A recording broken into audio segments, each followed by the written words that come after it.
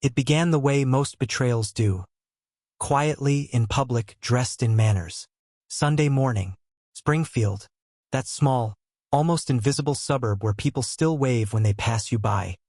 Where kids attend Bible camp in summer, and secrets are buried beneath fresh-cut lawns. Our church sat on the corner of Maple and Dean, white brick, tall steeple, the kind of place where families wear their best clothes and pretend their lives are something worth modeling. We weren't a model family, but we had learned how to imitate one. Laura insisted we sit near the front. She always did. Said it looked good. Said it was respectful. Said it showed Madison and Cole that we valued faith and structure. Both things I suppose she believed I could supply, if not by blood, then by labor. So I wore my pressed shirt, polished shoes, the same solemn face I'd been wearing for nearly 8 years. A face that had learned to nod through every offhand comment, every comparison to a man who hadn't paid a cent or shown up to a single school function. I was the scaffolding they leaned on while admiring the architecture of someone long gone. That morning, the sermon was about fatherhood. About Joseph, the man who raised a son not his own. The man who stood by, knowing he'd never be the real father, but choosing to stay anyway. I remember that clearly. I sat there with my hands folded, listening to the pastor talk about obedience, about sacrifice, about how true fathers aren't defined by blood, but by presence. It was almost laughable. And then it happened.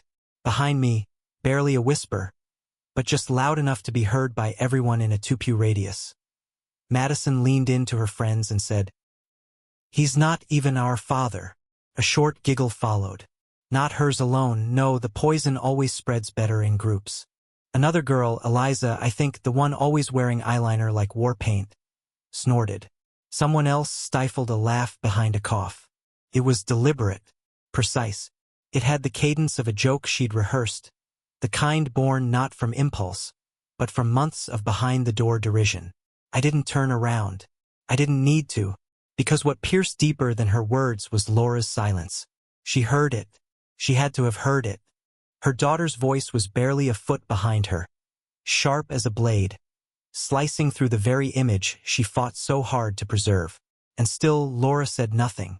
She didn't flinch, didn't lean back with a warning glance, didn't utter a word to correct, to hush, to disapprove.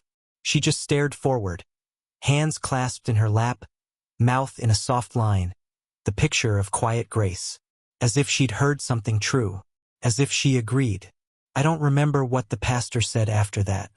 His voice became background noise, like the hum of an old refrigerator or the buzz of a distant street lamp. I stared at the stained glass window to his left. Jesus, arms open, painted in hues of blood and light. I had always tried to be that man. Open arms, open hands, open wallet. Even when I wasn't invited to be. I remembered the nights I sat in the cold bleachers at Cole's baseball games, cheering even when he never looked my way. The father-daughter dances where Madison barely acknowledged my hand on her shoulder. The dentist appointments, the early morning drives, the late-night emergencies when the toilet flooded and no one else knew how to shut the water off. I remembered the Christmas I bought Madison that camera she begged for, only for her to thank Laura, because of course the gift must have come from her real family.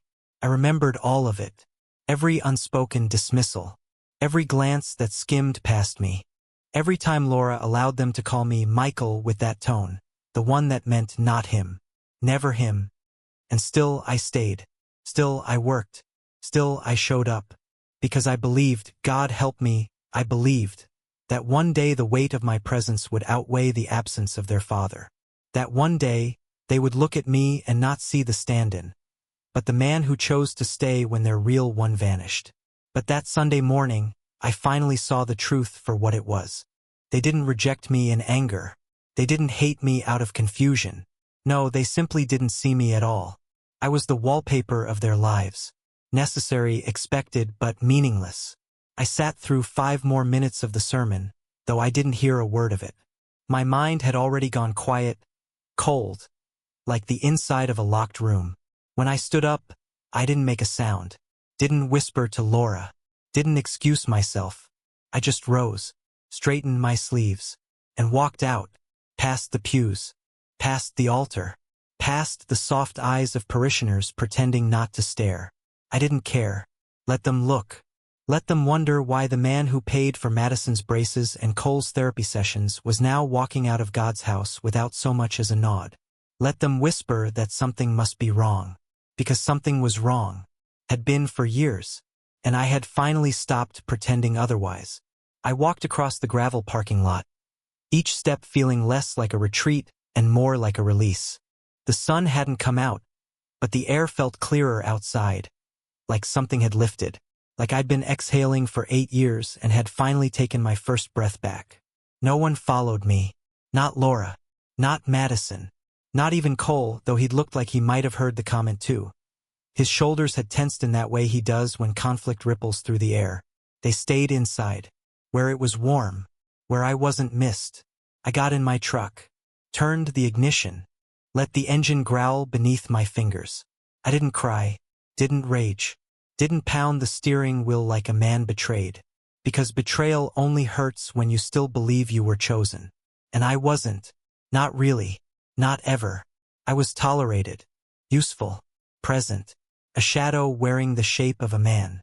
And now I was a man learning to walk out of someone else's story. I didn't speak for the rest of that Sunday. Not to Laura. Not to the kids. Not to myself. I returned home hours before them. I didn't leave a note. I didn't send a message. I simply pulled into the driveway, stepped inside the house I had kept afloat for nearly a decade, and listened to its silence. It welcomed me. The silence. Not the house. The house belonged to them. I had merely rented my place in it with labor and sacrifice, never ownership. Never respect. Their shoes sat by the door. Cole's cleats still caked with last season's dirt. Madison's sandals kicked sideways, like her carelessness had its own gravitational pull. Laura's keys weren't on the hook. She never hung them there. That was my system, not hers. Even the dog didn't stir when I walked in, because it wasn't really mine. Just like none of them were. The sermon had spoken of fathers, of family, of faith. But I had seen it, truly seen it, for what it was that morning. Farce. Pretty lie spoken in holy tones. Fatherhood, I realized, is a performance without applause. A sacrifice without altar. A burden assigned without consent. And I had carried it. Quietly, willingly, blindly, until that moment in the pew. Now, everything was quiet. Not the good kind of quiet. Not rest, not peace, but a void. An empty theater after the curtain has dropped and the cast has gone home without saying goodbye. I sat at the kitchen table. My seat. The one where I paid bills, signed permission slips, read the paper while Laura scrolled through her phone. The table I built with my own hands one summer, sanding each edge until it was smooth enough for their elbows. I opened my laptop. No rage. No outburst. Just precision. I started with the joint accounts. 2 checking, 1 savings. I removed my name from the main household account. Closed the backup account entirely, the one only I had contributed to, meant for emergencies, which somehow became gas money for Madison or streaming subscriptions no one thanked me for. I logged into the insurance portals. Medical, dental, vision. Click, remove, confirm. Then the cards. Cole's school lunch autoload disabled. Madison's prepaid Visa frozen. Spotify, Netflix, Hulu, HBO canceled. Every service piped into this house under my login vanished with a click. I was methodical. I didn't hesitate. Each removal felt less like revenge and more like clarity, like drawing a map of where I actually stood in this family, and refusing to build roads where bridges had never been offered. Next, tuition. Cole's high school tuition was billed quarterly. The next charge was due in 10 days. I deleted the saved payment method. I did the same for Madison's advanced placement testing fees. I'd paid for 3 exams last semester. Laura had promised to reimburse me. She hadn't. I stared at the monitor. All these years, I'd been the silent wallet in the background. The quiet man who gave, and when the money arrived, nobody remembered where it came from. It just appeared. Like magic. Well, magic has rules. And this magician was done performing. I stood, stretched my shoulders, and walked upstairs to our bedroom. Laura's side of the bed was perfectly made. Mine wasn't. I'd never cared for symmetry. I sat down and took out the drawer from my nightstand, the one where I kept receipts, warranties, passwords, proof of contribution, evidence of things no one thanked me for. I flipped through them. The down payment on the first car Madison ever drove? Me. The orthodontist deposit when Cole chipped his front tooth skateboarding? Me. The vacation deposit for last summer? Me. I kept going. And somewhere, between the gas bills and the school photos and the gift receipts for birthdays that always ended with Madison retreating to her room and Cole glued to his phone, I felt it. Not rage. Not grief. Something colder. More permanent. I felt the decision settle in me like a stone dropped into a well. Slow, certain, with ripples that would keep spreading long after the splash. I was done. Not just angry. Not just hurt. Done. When they came home that evening, I was already in bed. Lights off. Door shut. I heard them downstairs. Laughing, moving, the clatter of plates as leftovers were reheated. No one came to check on me. No knock on the door. No, are you okay? Of course not. Because in their story, I was never the main character. Just the prop. The furniture. The shadow standing in their family photos. On Monday, I left for work without saying a word. On Tuesday morning, Laura texted me at 10:13 a.m. School just called. Tuition didn't go through? A few minutes later, why was the card declined at the pharmacy? Did something happen with the bank? Then, Michael, call me. I didn't call. I waited. At 1:06 p.m., she called me directly. I picked up. Her voice was calm, but strained. The kind of calm people use when they're trying to contain a situation. Hey, she said. I think there's some kind of glitch. The tuition payment for Cole's school bounced, and Madison said her card isn't working. Did the bank flag something? I was driving, left hand on the wheel, Bluetooth on. I didn't look at the phone. There's no glitch, I said. Silence. Then, I don't understand. I could almost hear the confusion beginning to harden into suspicion. I spoke clearly. You said it yourself, I told her. I'm not the father here. More silence. The kind that swells, suffocates, that tells you exactly what someone didn't expect to hear. Michael. Her voice was softer now. Not apologetic, just confused. Or pretending to be. I didn't let her finish. I walked out of that church because I finally understood what I've been refusing to believe for years. I don't belong in that pew. I don't belong in this house the way I thought I did. I'm not your children's father, so I've stopped pretending. Financially, logistically, emotionally, I've stepped out. She started to say something, my name, maybe, or an objection, but I ended the call before it could take shape. I pulled over on the shoulder, rolled down the window, took a breath. The world outside was still turning. Traffic still passed. The sun still rose. But in my world, something had shifted permanently. I had removed myself from a role I was never truly given, only expected to play. And the strangest part? I didn't feel guilty. Not yet. It took 2 days for the panic to begin. The silence came first. Laura retreating behind short texts and one-word responses, likely scrambling behind the scenes. Probably thought if she gave me space, I'd cool off, come back, resume my duties like some malfunctioning appliance waiting to be reset. She underestimated the kind of silence I had chosen, because this wasn't a pause. It was a conclusion. By Wednesday afternoon, the school called again. This time, they left a voicemail on our shared landline. A formality, one we only kept for emergencies. I let it ring, let the message record, then played it back twice. Mrs. Green, we still haven't received payment for Cole's tuition.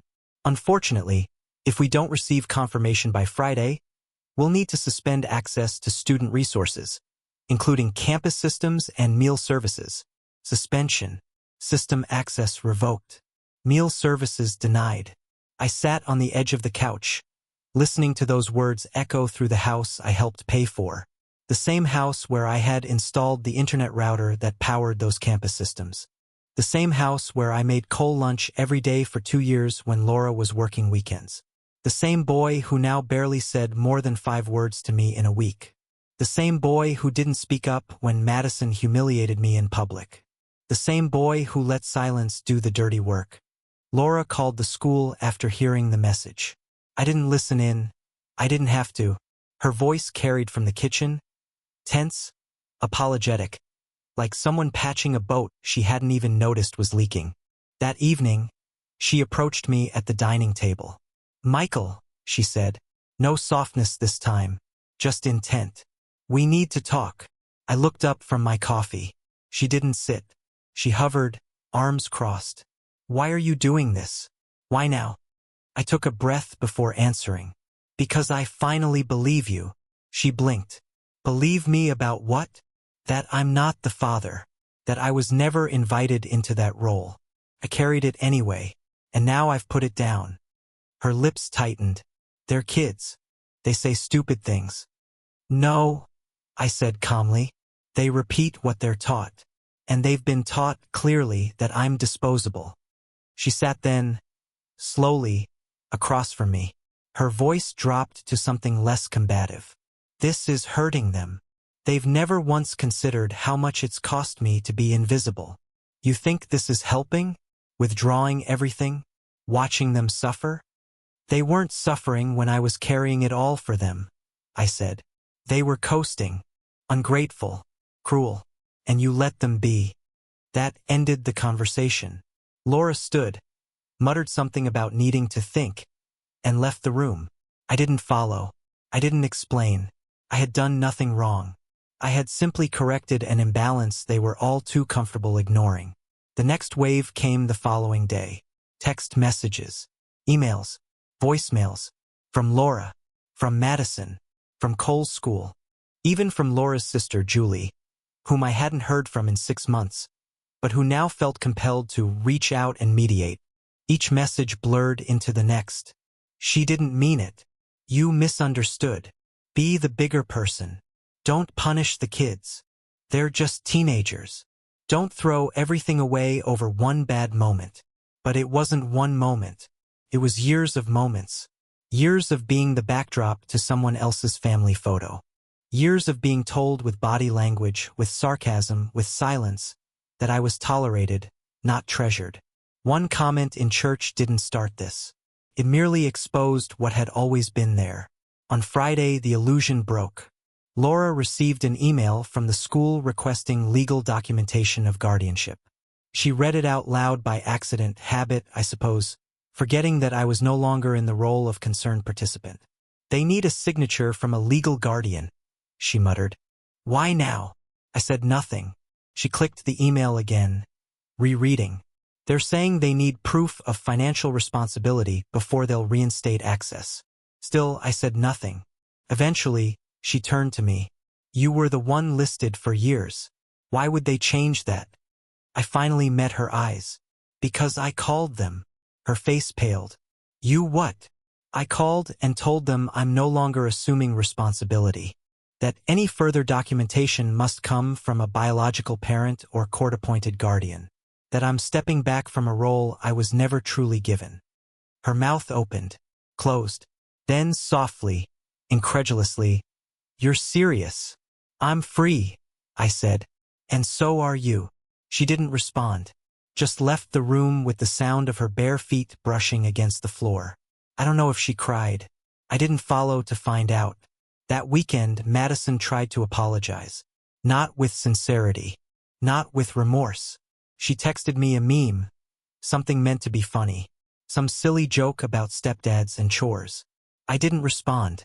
Then, later, she posted a photo to her social media. Her and her friends at the mall, tagged with the caption, "At least real dads don't throw tantrums." I saw it. Laura did too. I waited for her to address it. She never did. And that told me more than any confession could. Because here's the thing about illusion. It only works when no one questions it. When the roles are assumed, and no one steps outside the script. But I had stepped out. I had stopped paying. Stopped playing. Stopped pretending that I mattered when clearly I didn't. So the illusion cracked. And with it, their version of reality. By Monday, The school had issued its final notice. By Tuesday, the clinic called. Madison's therapy bills were unpaid. Laura was drowning, and for once I watched her do it. Quietly, deliberately, because all these years, I had been the life raft.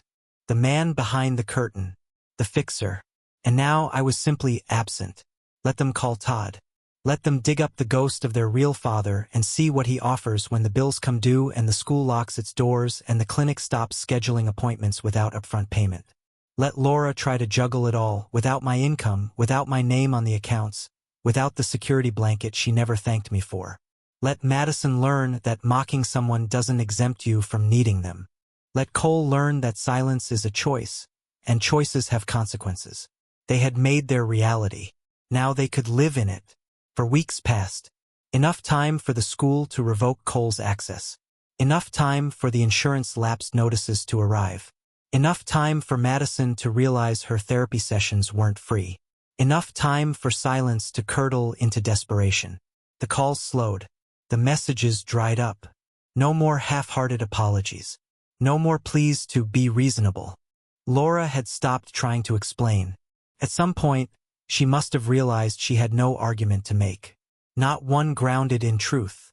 We moved around each other like strangers. She'd make dinner. I wouldn't eat. She'd stay downstairs later. I'd go to bed early. Sometimes I'd find her crying in the laundry room, like she thought that hiding her grief might restore some semblance of control. But control had never belonged to her. Not really. It had always belonged to me, because I was the constant, the foundation, the spine. And when I finally withdrew, the body collapsed. That last week, she asked me to attend a meeting with a lawyer. "It's just a conversation," she said, eyes swollen. "A consultation." I said nothing, but I showed up. We sat across from one another in a cold, sterile office downtown. The lawyer, some thin, polite man with wireframe glasses, asked the usual questions. Asset separation, custodial terms, legal guardianship. Laura answered softly, like a child speaking in a language she'd just learned. The papers were there, drafted, prepared. I scanned each one without flinching. I didn't ask for more than I was owed. But I didn't offer more than was mine either. When it came time to sign, Madison was present. Not by choice, she had to give consent for changes to her financial accounts. She didn't speak. She didn't meet my eyes. She just sat in the corner of the room, hands balled in her sleeves, waiting for it to be over. And it was. I signed. And when it was done, I stood up first. Laura reached for her purse. "Michael," she started, but the words didn't form. I looked at her. Not with hatred, not with regret, but with finality. The kind that settles like ash after the fire. "I stayed longer than I should have," I said, "because I thought one day you'd defend me." She flinched. "You never did," I added. "Not once." I turned toward Madison. She looked away. I didn't bother with goodbyes, because you only say goodbye when you're leaving something that loved you. This family had never loved me. They had used me, tolerated me, needed me, but they had never once chosen me. And now, they would learn what life looked like when the man they dismissed decided to walk for good. Outside, the sky was overcast. Clouds low, gray, heavy with rain that hadn't yet fallen. The air smelled like stone and distance. I didn't drive home. I drove away. Not far. Not forever. But far enough. I spent that night in a motel room off the interstate. Basic. Forgettable. A television bolted to the dresser. A Bible in the drawer. A single window looking out onto the freeway. But I slept. And when I woke, I felt no pull to return. Because the truth was this: they would survive. The school would work out a payment plan. Todd might step in for a semester or two. Laura would scramble, cry, maybe beg family for help. But they'd survive. What they wouldn't do, what they couldn't undo, was the loss of certainty. Because I had been the certainty. The man who fixed the broken faucet at midnight. The man who showed up when the tire blew out on Madison's first solo drive. The man who covered every expense before anyone realized there'd even been a problem. Now they were on their own. and they would either learn to appreciate what they once had or they wouldn't. It didn't matter to me anymore. A week passed. Then two. No calls. No messages. Just the silence they'd given me for years, returned like a gift. Until one night, I heard a knock at the door of the apartment I'd rented across town. Faint, hesitant, like the person behind it wasn't sure they belonged there. I opened it. Madison stood on the other side. No makeup, hair pulled back, shoulders hunched under a jacket too thin for the weather. She didn't speak, just looked at me with eyes that had lost their edge. "I didn't know where else to go," she finally said. I waited, let the silence do its work. Her voice cracked. "Mom's trying, but everything's different. The school's holding transcripts. The clinic won't schedule anything without a card. She's scared." I leaned against the doorframe. "You think I wanted it like this?" she asked. Not accusing, broken. I was joking. That day in church. "I didn't think." "That's the problem," I said. She blinked. "You never thought about what it meant to be heard, to be seen, to be dismissed in public by the girl I drove to every lesson and paid for every school dance outfit without being asked." Her mouth opened. Nothing came out. "You humiliated me," I said. "And your mother let you." "I didn't know it hurt that bad," she whispered. "Because you never asked. You just assumed I'd keep showing up." She looked down. "I didn't think you'd ever leave. I didn't think I was allowed to." That landed. She stood there for a long time, the wind tugging at her jacket, the dusk folding around her shoulders like guilt. "Can I come in?" she asked.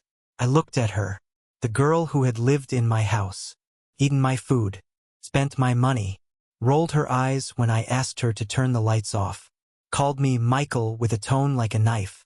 "I don't think so," I said. "Not yet." Her eyes welled. She nodded. "I'm sorry," she said. And for once I believed her. But I didn't move. Because some wounds don't close with apologies. Some houses aren't homes anymore. Some doors, once closed, aren't meant to open again. She turned. Walked down the stairs. Didn't look back.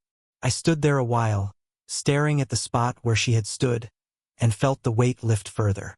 Later, I sat at my table, smaller than the one I built but mine, and wrote this down. Because people will hear about what I did. They'll say I was cruel, that I overreacted, that I punished a child. But what they won't say is that I gave everything. That I stayed through the mockery, the silence, the cold dinners, the unspoken expectations. That I bore their contempt like a coat I couldn't take off. That I didn't walk away until I was erased first. So now I ask you, whoever's reading this, was I wrong? Was I wrong to stop paying when respect ran out? Was I wrong to leave when my presence became invisible? Was I wrong to demand, just once, to be seen? Tell me, if you had been in my place, would you have endured it? Or would you have walked out of that church too?